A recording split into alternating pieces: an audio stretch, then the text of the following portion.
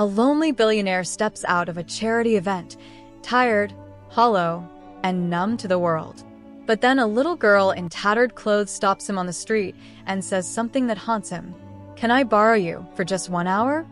Confused, he follows her, and what he discovers in that 1 hour makes his billions feel worthless and shatters everything he thought he knew about life, love, and fatherhood. Before starting the story, make sure to subscribe the channel so that you don't miss any update in future. He didn't even notice the little girl at first. The street outside the gala was loud. Horns, city lights, flashes from cameras. Billionaire Damon Wexler had just stepped out, exhausted from handshakes and hollow applause. His black suit was flawless, his watch cost more than most people's homes, and his smile was fake. But as his chauffeur opened the door to his sleek black Maybach, a small voice slipped through the noise. "Excuse me, sir." He turned, annoyed, but stopped cold. She couldn't have been older than 9. Barefoot, cheeks smudged with dirt, brown eyes wide with something that wasn't fear, it was purpose. "What is it?" he asked, already halfway into the car. "I don't want money," she said quickly, sensing his hesitation. "I just need 1 hour. Please." His brow furrowed. Was this some kind of stunt? He looked around, no cameras, no reporters nearby. Just a few people passing by, unaware.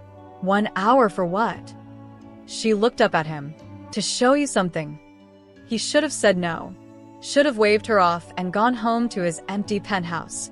But something about her voice, the way she said it, it wasn't begging. It was almost like a dare. He exhaled. "Fine. 1 hour. She smiled. Not wide. Not dramatic. Just a soft curve of her lips, like she hadn't smiled in a long time and didn't remember how. She turned and started walking, fast. He followed, his expensive shoes clicking against the pavement, completely out of place in the alley she led him into. Graffiti, crumbling bricks, the smell of grease, and something burnt. "Where are we going?" "You'll see." They passed a shuttered bakery, a drunk man asleep on cardboard, a small church with broken windows. And then she stopped, in front of a rusted metal door. Inside, it was darker than he expected. A single hanging bulb flickered to life as she pulled a string. The room was small, cold, and quiet, except for a soft sound he couldn't place at first. Then he saw it, a hospital bed, and in it a woman. Thin, pale, breathing through a mask. Machines blinked slowly beside her. "She's my mom," the girl said, almost whispering now. "Doctors said we had to leave the hospital. No insurance. So I borrowed some stuff from a nurse I liked. She helped us move her here." Damon stared, heart starting to race. "You did all this?" The girl nodded. "I clean dishes at the diner sometimes. And I sing at the corner during lunch. But I don't always make enough for her medicine." Her voice cracked.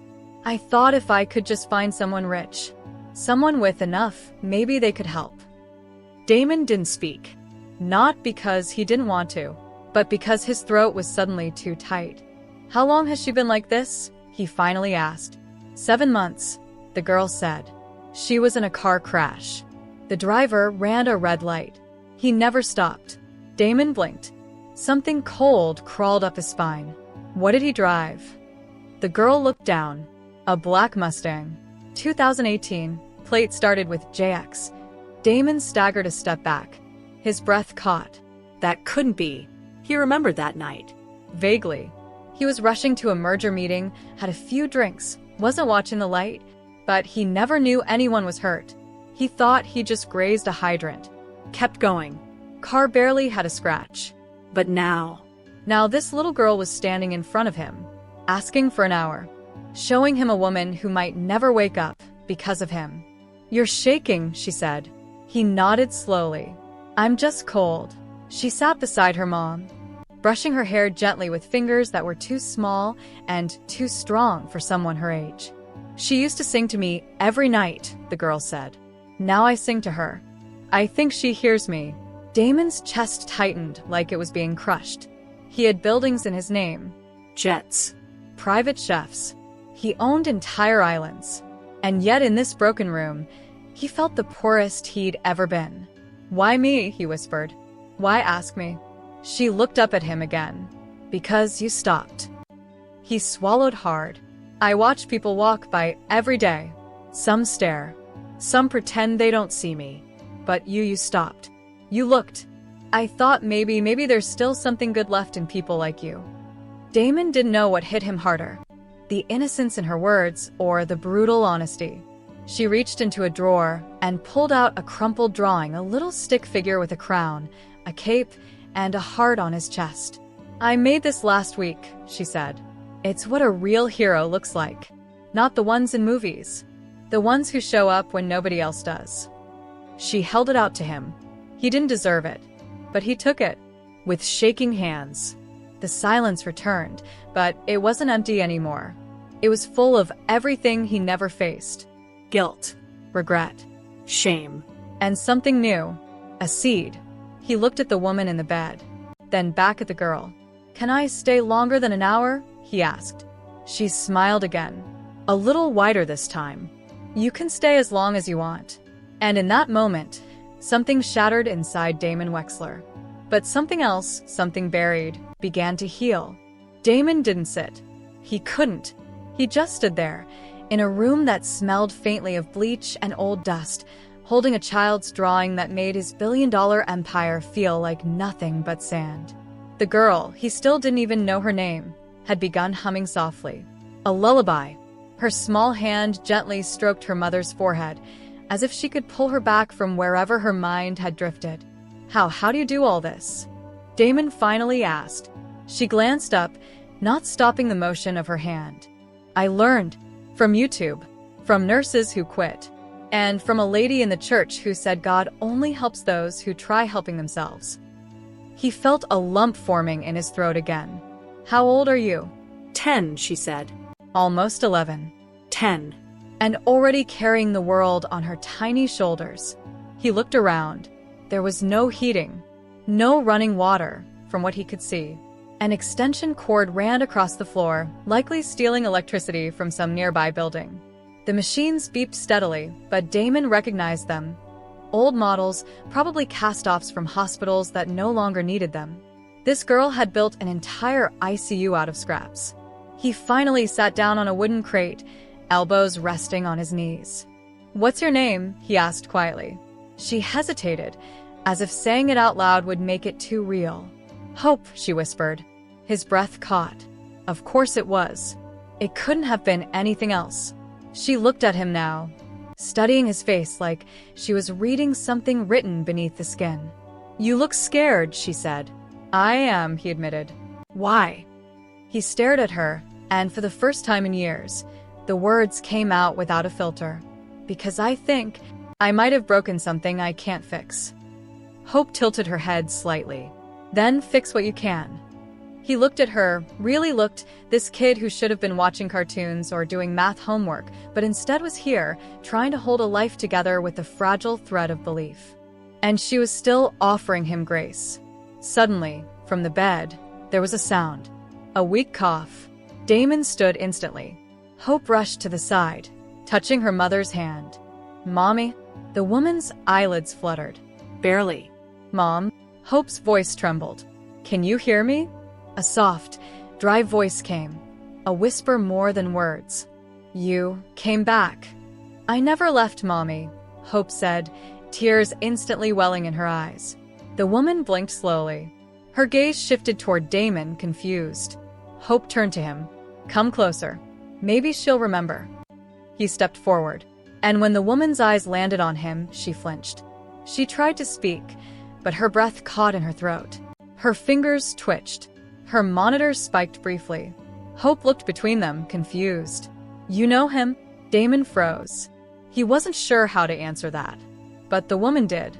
Barely audible, she whispered. He hit me." Hope turned slowly to look up at him. Not angry, not afraid, just hollow. "You're the driver?" Damon opened his mouth. Nothing came. "I didn't know." He finally choked. "I didn't know I hit anyone. I swear." Silence. It wrapped around the room like ice. Hope looked back at her mother, then quietly reached to mute the machine for a moment. I already guessed, she said softly. What? She stood now, facing him directly. Her voice was calm, too calm for a child. The first time you looked at her, your face changed. People who care don't look like that unless they're guilty.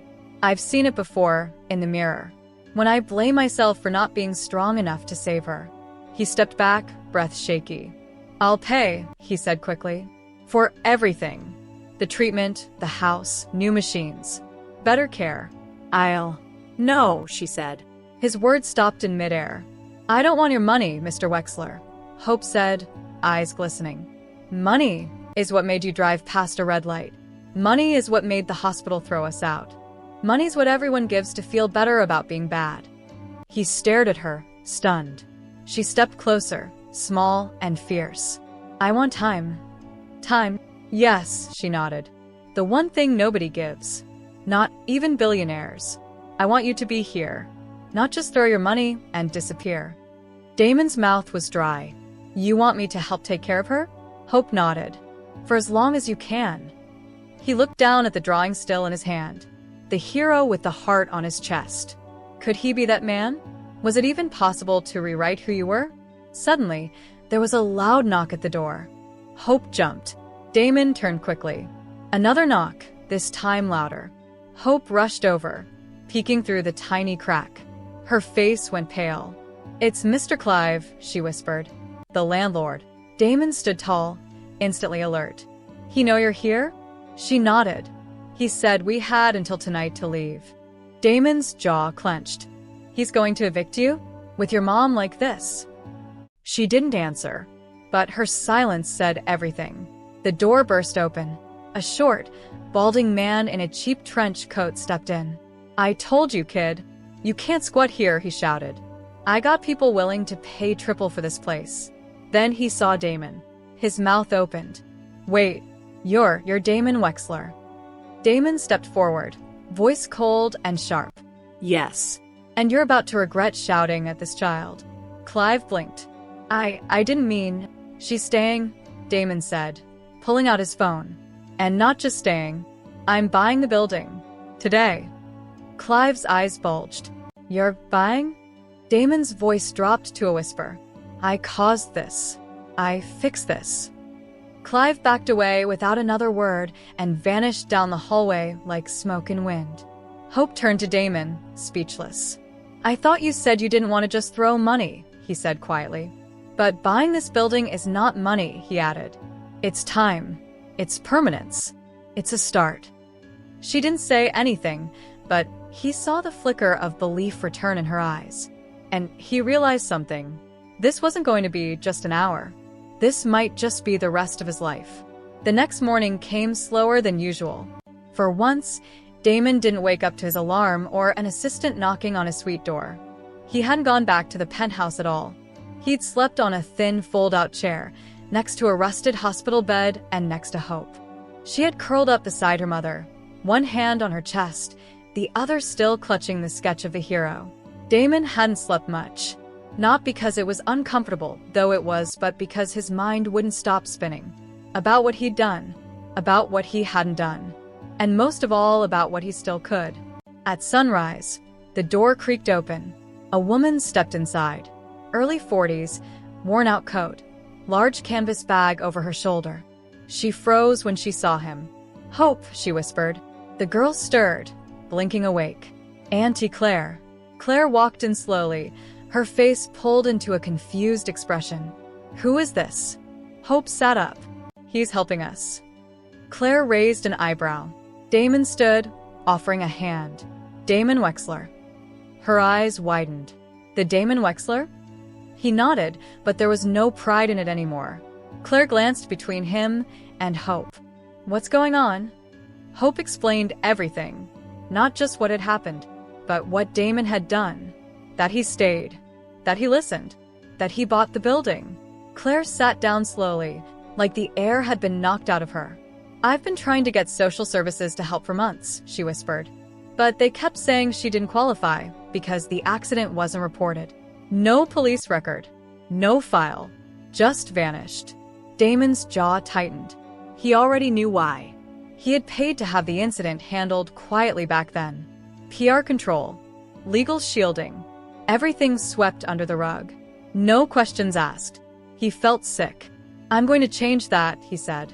Claire looked at him, skeptical. "I'm not just here to patch up guilt," Damon continued. "I'm here to take responsibility. Fully." Hope got up now, quietly moving to her mother's side. She checked her forehead, adjusted the blanket, like a tiny nurse who'd done it 100 times before. Claire leaned in close to Damon. "You're serious about staying?" He nodded. "Then there's something you should know," she said. "Her mother, her name's Lila." Damon's eyes flickered. That name, it hit like a ghost. He swallowed. "Lila Matthews?" Claire's brow furrowed. Yes. "You knew her?" He sank into the crate. "I dated her. A long time ago. Before the companies. Before everything. We were close. But I left. I chose money. Power. I wanted more." Claire nodded slowly. "She never hated you. Not once. She said you got lost." Damon couldn't speak. Because in that moment, everything fell into place. The girl. The eyes. The voice. The courage. She wasn't just any child. She was his. His blood. His daughter. He turned, slowly, to look at Hope. She was brushing her mother's hair again, softly humming the same lullaby he remembered hearing years ago. Lila used to hum that to him when he couldn't sleep, and now her daughter was doing the same. Hope looked up and caught him staring. "You okay?" she asked gently. He opened his mouth, paused, and then knelt down in front of her. "There's something I need to tell you." She tilted her head, curious. He looked into her eyes. "The same shape, the same shade. I knew your mom. A long time ago. Before all this." Hope didn't blink. "And I think I might be your father." Silence. She didn't gasp. She didn't cry. She just looked at him, long and deep, like she was trying to read his soul. And then she nodded. "I figured," she said softly. He blinked. "You what?" "I always hoped you were someone good," she said. "The kind of person she used to talk about when she thought I was asleep. She never said your name. But she always said one thing." "What?" "She said you were lost. But she believed someday you'd find your way home." Damon's throat tightened. "Do you believe that?" he asked. Hope stared at him. "I think you're trying," she said. "And that's more than most people ever do." He didn't know what to say. But he didn't have to. Hope reached forward and hugged him.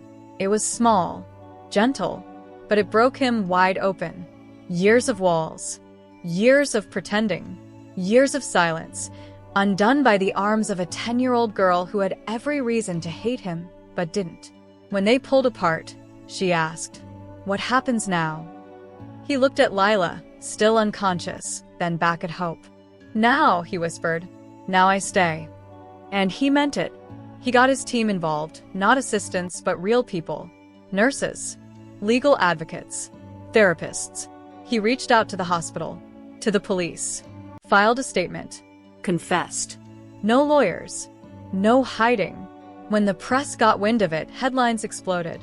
Billionaire confesses to hit and run after finding his daughter in abandoned clinic.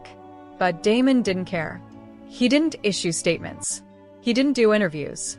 He stayed in that building night after night beside Hope and Lila. 1 week later, Lila opened her eyes fully. Weak. Confused, but alive. And when she saw Damon sitting beside her, holding Hope's hand, her eyes filled with tears. "I never stopped hoping you'd come back," she whispered. He smiled, the first real one in years. "I never deserved you," he said. "But I'm here now, and I'm not going anywhere." And for the first time in a long, long time, Lila believed him. Hope stood between them, holding both their hands. And in that quiet room, with flickering lights, worn blankets, and broken machines, a family began to rebuild. Not with money, not with power, but with something richer. Time. Truth. And love that waited, even in the silence. You can't undo the past, but you can choose who you become next. Sometimes, the smallest hands lead us back to the parts of ourselves we lost. And sometimes 1 hour is all it takes to change a lifetime. This story teaches us that real value lies in presence, not possessions, and that even the most broken hearts can be healed with love, time, and truth.